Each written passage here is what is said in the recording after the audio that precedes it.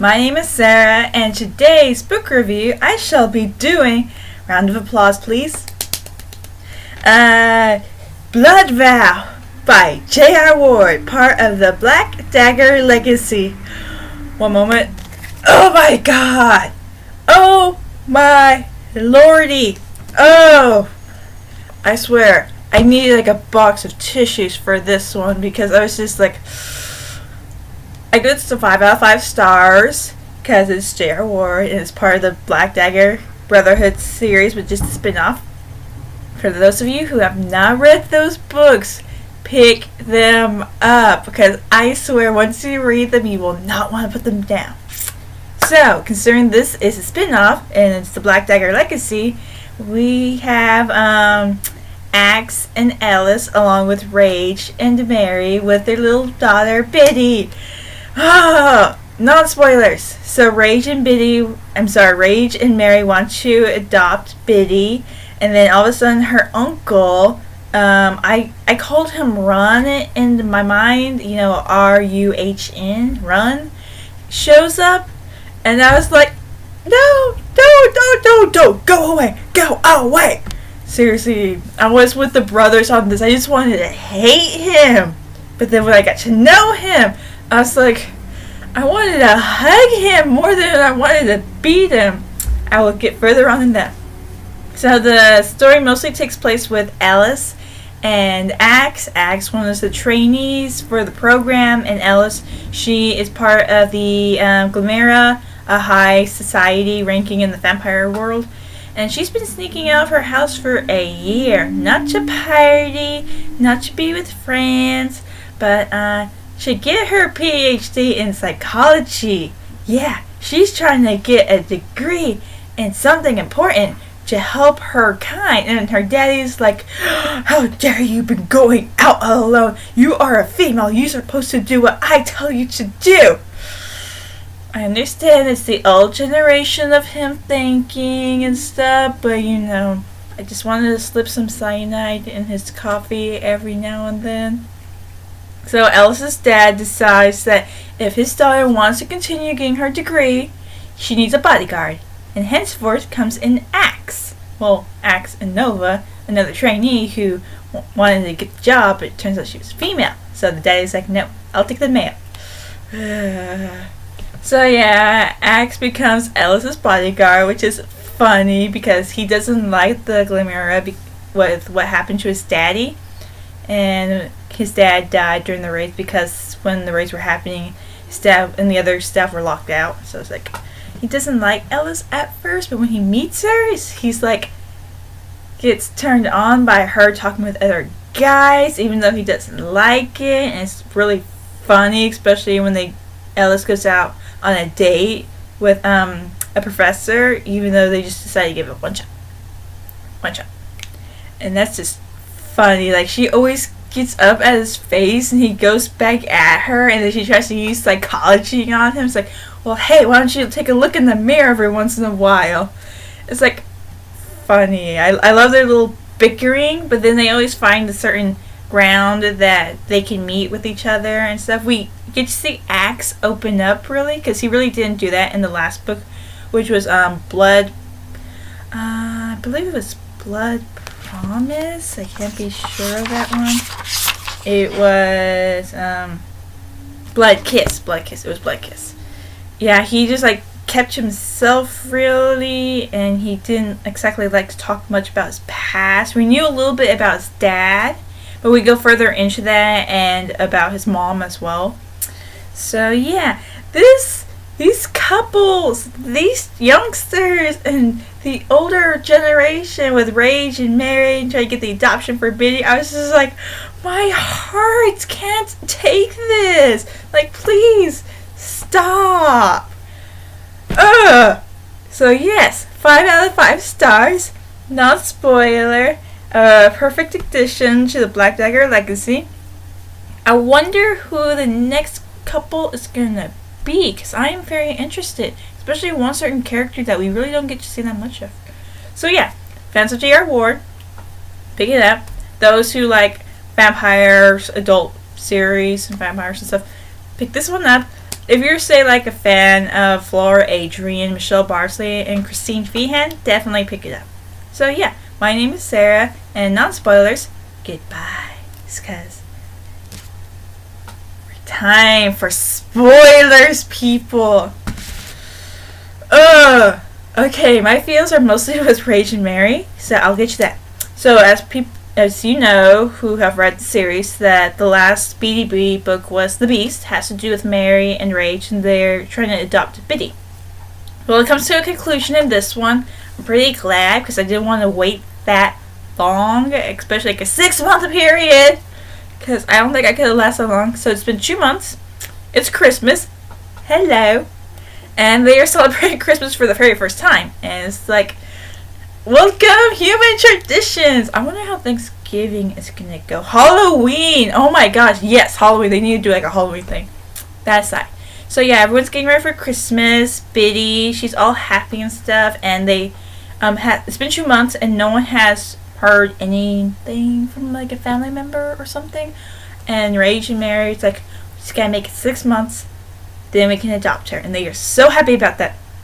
They're getting ready for Christmas. They got Biddy out this kind of cute stuff. But before that, they have to do like see if she's okay to do her transition. You know, becoming like a normal person to a vampire.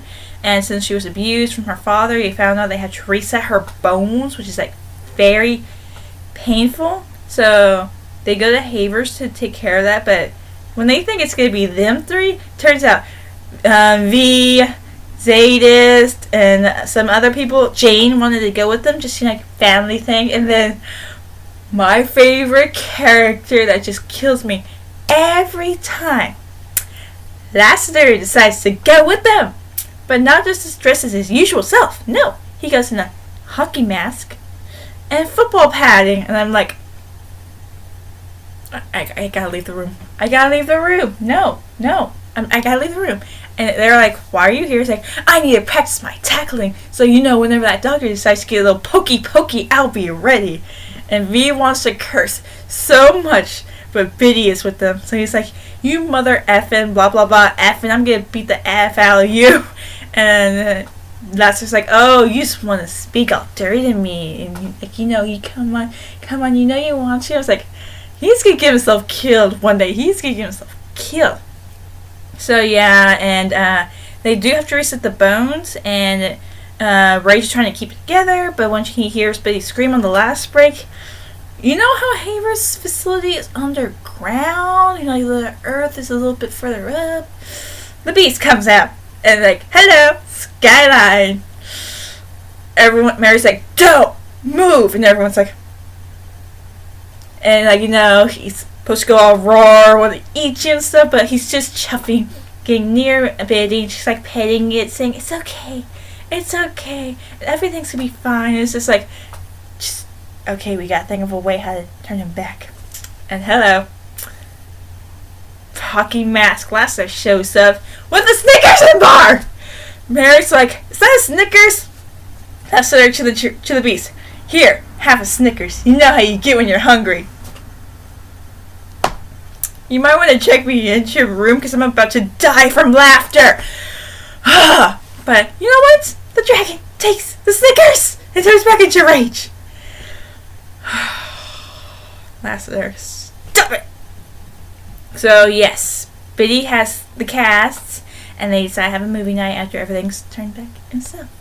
Yeah, I'll get back to them further on because I just wanted to rip my heart out and just cry. Just continue to cry nonstop.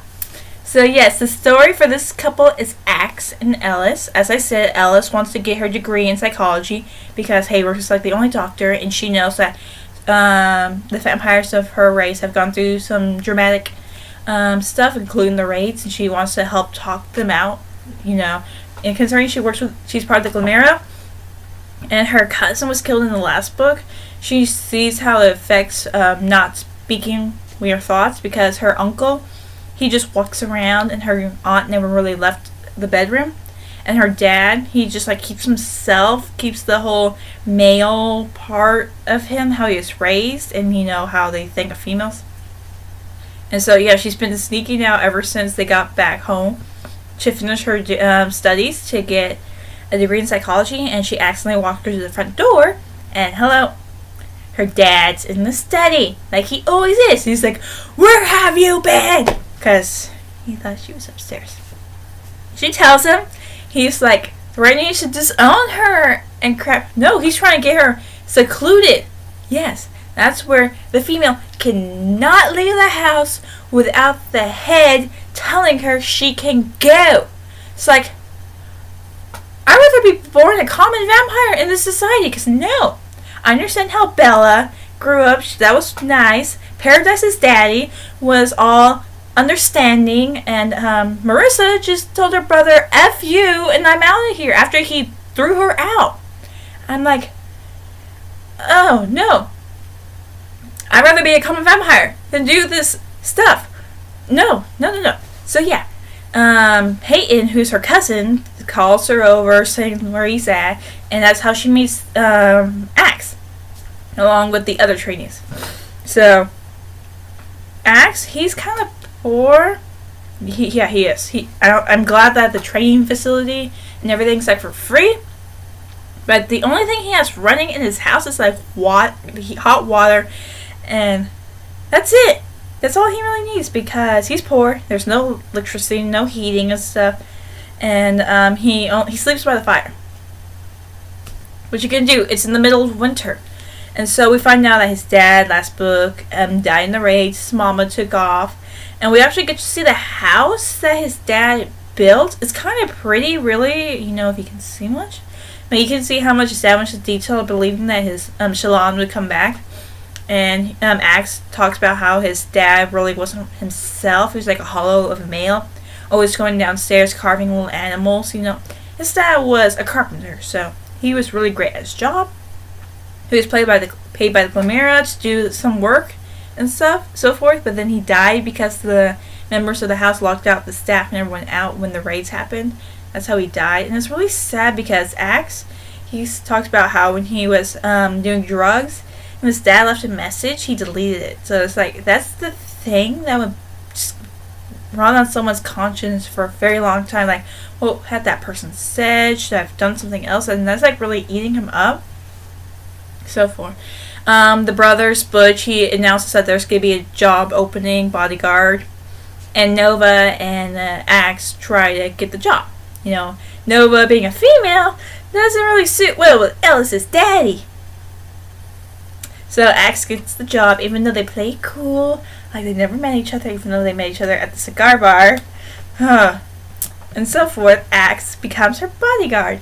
My favorite scene is not when she went out on a date with Troy and he was looking in the shadows. It was when he met Troy, because he thought professors were the old, glassy kind of person. No, Troy's like mid-30s, late 30s, good looking. All the female students have a crush on him. And here's Axe when he meets him. He's like, "I'm gonna rip your head off and everything." And Ellis is like, "Your fangs are showing." And Troy's like, "Hi." And then it's like they bicker in the library. I'm pretty sure people can hear you in the library, especially when you're talking about vampire stuff. And Axe dematerializes to tell Ellis, "I got this. Why did you do that? Why did you do that?" And so Axe erases Troy's frightened memory and just starts all over, saying, "I am Ellis's bodyguard. Her father wants to protect her." And Troy's like, "Oh yeah, I understand. Considering all these shootings at universities, you can't be too careful. So yeah." And Axe is like, "I'm gonna go sit over there." And Ellis is like, "Okay, let's get to our stuff." That was amazing. But then, yes, Axe follows her and Troy to a restaurant because she's supposed to have a date. And it's funny, Axe is like just having water, some rolls, and like, "Hold on, restaurant, I'm about to order some coffee." And Ellis sees him and he's like, "What? I'm here on my night off. I'm just having the steak." "What are you having, Ellis?" "The steak." And she's like, Shut up. And so like they agreed to meet at his place later, and that was funny. He was just watching them in the corner, and he likes her, but he's just like, he doesn't know how to admit to his feelings because of the stuff that happened with his mama. So there. Going back to Rage and Mary, Lassiter heals Biddy's wounds, so she no longer needs the cast. And we find out Ron is in town looking for Biddy. And it's like, hopefully he's not a good parent. But apparently, he's a good parent. Because they sent some people down to South Carolina to verify his story. Saying he's been working for a family down in the States on their estate. And he's a good father. He's a good uncle. He wants to take care of his niece. He will do whatever it takes to take care of her. And Rage just wants to destroy the guy. He's like, this is my daughter, my family. Aishalon is in pain. I will destroy you. And Mary is just like trying to keep it together. And it's like killing her on the inside. I'm just like, get rid of him. Get rid of him. But South Carolina. I was like, a red flag was going in my head. It's like, South Carolina. There's only one person that lives in South Carolina. Can it be? Are we gonna finally meet? But apparently, there's other families that live in South Carolina. So it's like, no! How dare you ruin this moment for me? For those of you who are watching and have not read Nevermind, y'all will not understand what I'm feeling right now. But for those of you who have, you know who lives in South Carolina. I will not give out the name, but I need his book now. The warden needs to make his book now. If you can't tell what that is, that's an N. Yeah, we need him now. So I was like, no, it wasn't his estate, it was someone else's. But we get to also find out that he usually kept himself. He was a good worker. He was well with the pets, Boo and George. But he kind of like lived alone. He only had like a bed and table and chair in his own cottage resting place. But he was willing to work extra hours to put Biddy through the school program because he can't read or write or anything. But he's a damn good artist. Like he gave Rage and Mary some papers to give to Biddy, but they forgot to, and they were just reading through it, and they saw that the last paper was just a beautiful sketch of the farm and everything. I was like, he's an artist! Yay! But eventually, Ron signs off the papers to give off all legal rights to Biddy, saying that he saw how much a family they were, and after Rage bailed out the trainees from a incident with Lester and showed up with blood and bullets all over him, he had a vest. He realized he could not take Biddy away from this, but Biddy wanted her uncle to stay with them. So after talking some things out, Rage was like, you know what? We have more than enough room. You are staying. End of discussion. And Wrath was all like, yep, he's staying. So now they have a new member at the family. Yay! Everything worked out. So yeah, Ron is living with the brothers. Get ready, my friend. Get ready. So yes, Ellis wants to find out what happened to her cousin Allison because no one would tell her. So Peyton tells what happened in the last book, how they found the bloody apartment, how Allison died at the hospital, Havers Clinic, and no one knew until they figured it out, and who actually did it. And so she just wants to get closure in a way, and at the same time, Axe finds out he doesn't want to go to the Keys anymore. It's like a major sex club for the diehards. He signs up Nova, but when he goes there, he realizes that after him and Ellis spent some time together, he just no longer has the feel for it. And so it's like, this part of me is done. So he goes back to Ellis. They talk some more. And they just realize that, they're meant to be. Axe found his mate. So you know how a male gets when that happens. And Peyton, he's like a little son of a bitch. He starts mouthing off after Ellis goes to get back her cell phone, and Axe, he just like takes him, drags him out of the club, and gets ready to beat him. When Nova just shows up, it's like, hello, we don't need to cause any scene here. And then the Lester shows up and whistles for the others to show up. And Alice is out there with them. And they can't get back into the club. So Peyton wants to get her safety, but when he touches her, Axe just growls. Like when a male growls when you go for a female, she's your female, isn't she? Oh Lord, I'm so sorry. And it's like, hello. So they protect her. Rage shows up, and that's how he ended up with the bullets and everything.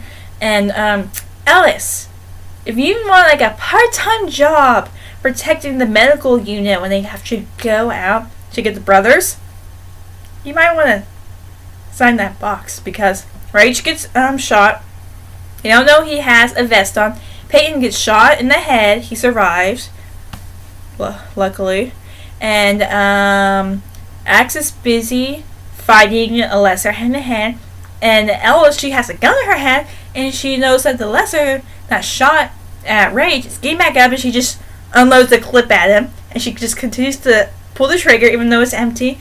And we're all like, you go, girl, but I am sorry you were brought into this. And Axe takes the gun and just like, it's a confetti pinata. That's all I gotta say about the lesser. So if you want to be protection detail for Manny and Jane when they gotta go out to the field, sign that box. Just sign that box. So yes, she gets her taste of war, even though she never intended. And it's like, you gotta wake up every once in a while. You gotta wake up to reality. So she knows about the lessers. She knew about them. She just never saw them. And she has a taste in battle, even though she doesn't want to get back into it. It's not for everyone. So yeah, they eventually go to Allison's place, find out she was part of the Keys member, and Axe pretending he had never seen the key before that allows permission. But then against the club thing, they're supposed to deny it, and Alice thinks that he was lying after she finds a copy, and she tries to break things off, which she does, and Axe is like becoming less of the male he was. He was afraid this would happen, considering with his mama. I was afraid because we were getting close to the book that he would suicide. I mean, like, he was like just going through the motions, people. He was going through the motions. And Peyton, because he was the one that told Alice about Axe and the keys and everything, and her getting the wrong idea about him hooking up with Nova. It's like, yeah, New Year's. Fix something. Become a different person. So him and Nova went to go tell Alice. It was a big misunderstanding. He was only there to sign Nova up for the keys to become a member, and that was it. He gave up that part of his life. So thankfully, Alice showed up just in time, went to Axe, and just says she understands, she still loves him, and yeah. I didn't have to worry about Body on New Year's Eve. Thank God. So it's like, yes, they got back together. He made her a bird. You see, thought it was a bird, because he's not a carpenter now, is he? But it's like, aw, perfect New Year's. And Peyton and Nova, I don't understand. Okay, I like to call him Pepe, because that's what Axe called him. But, I don't see them as a couple. I understand she has strange feelings. She doesn't understand, but he gets on her nerves most of the time. And Peyton's still pining over Paradise, who's with Craig. He's doing what Fury did with Bella. And I just don't see them as a couple, really. If the Warden wants to do that, I'm interested in how she's going to take it. But they mostly don't like each other more than like. So it's like, so the brothers, on New Year's, they decide to have Christmas. Yay! And they got to run a truck. They got them a pickup truck, people. And it's like, ooh, so pretty. And Mary's behind. Lassiter, why would you do this? Why would you do this? I'm pretty sure you've heard humans getting stuck in the chimney, but why would you do this? He dresses up as Santa and gets stuck in the chimney. And he's like, Mary, Lassiter, where are you? Because earlier in the book, he could turn into like a little sunspot. Let's see, yeah, little sunspot, and no one can really see him. So he was with Biddy the whole time when she was meeting her uncle. He's stuck in the chimney, and all he can see is an arm clad in red and white trimming part with all kinds of soot come out with a present for Mary. It's like, why can't you just go down? I am impaled on an iron spike.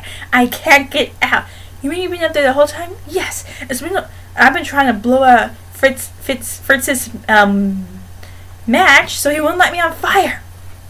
And so I was like, just open the present. I went through your mail. He said it was okay to give you. And she looks at it. I'm pretty sure right now it's more important. Just open the effing box. It's like, poor Lassiter. He's stuck up there, and he gave Mary diamonds of a mother's tears, because he took them earlier in the book, saying he would give it back, saying that, you're the perfect mother. You're the right mother. It doesn't matter if you're blood or not. You've done well for this child. and you are her mother. So it's like, aww. And then Rage finds out he's stuck in the chimney. Best Christmas ever! Shut up! And everyone finds out he is stuck in the chimney. And there's something about tying a chain around Run's new truck and dragging him out. I wonder how that's gonna go. It's like, New Year's Christmas party, first time ever, and yay! So the brother, Rage and Mary, get to adopt Biddy at the very end. Run is now part of the family. He's gonna start looking for work. Everyone's taking him under his wing, especially Rage. It's like, you can't hate the male. It's like he's shy, but he knows how to stand his ground, but he knows where his place is at. And he's like one of those characters where you just want to run up and hug, and you're just like, it's okay, it's okay. It's like, I wanted to hate him at first, but now I'm like, nope, I like him. Ellis moved out of her daddy's place, and she's going to move into Axe's place. And I was like, yay! He never cashed in the check, so hopefully he does and gets some of the bills paid, because we're in the middle of winter. You guys are girls staying over now, and so forth. Yeah, 5 out of 5 stars. Loved it. Wanted to cry so much. But, yeah. I am very interested, though, in the character of Boone. He is one of the other trainees. He's probably like the walking Wikipedia, because they made like a, Breakfast Club reference, and he went into so much detail, which characters played, where it was, what year it came out, and he's just still reading a book, just minding his own business, reading a book. Oh, by the way, Breakfast Club, blah blah blah blah blah blah blah blah blah blah blah blah blah, and then acts like, yeah, all of that. He even confirmed some of the stuff. He's like, Shaboon, okay, I understand you knowing all of this stuff, Jaxel, but you is like, when you're on drugs and just staring at a TV that's on playing multiple movies, you'll learn a thing or two. It's like, we really don't know that much about Boone, so I'm wondering, I'm just waiting for his character to come out and just show us something that we don't know, some secret he got, or maybe he has an ability or something. The scribe version is known to cursing some people. Either way, I'm interested. He's the wallflower that no one pays attention to really much, but he might have a secret up his sleeve. I'm waiting for his story in the Black Dagger Legacy, the BDL series. No, I just like Black Dagger Legacy. So Ellis and Axe together, yay! New Family Edition member to the Brotherhood, yay! Mary and Rage keeping Biddy, yay! Loved it. Perfect thing to read before Christmas, because they wanted to celebrate their first Christmas. So yes, the award, Blood Vow, part of the Black Dagger Legacy series. Perfect Christmas book to read. Hello. So yes, 5 out of 5. Book 2 in the Black Dagger Legacy. And yeah, my name is Sarah, and bye.